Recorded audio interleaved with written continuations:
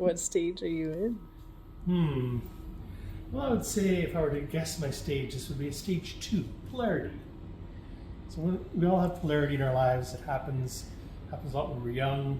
That's why at the beginning of our exercise, and you check in with all 3 positions: position 1, position 2, position 3. Breathing in the nose and out the mouth, and you look for whichever one's working really well, whichever one has a little resistance.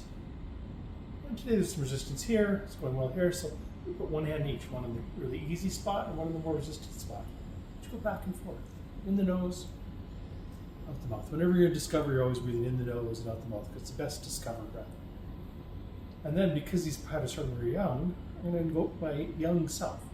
So I was called Bobby when I was a kid, so I speak up, Bobby, speak up.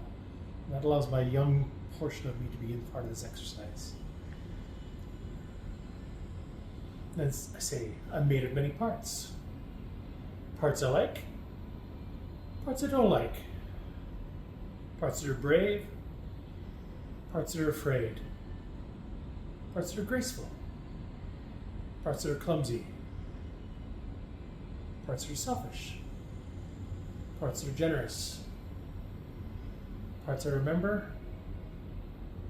parts I forgot. But they're all me.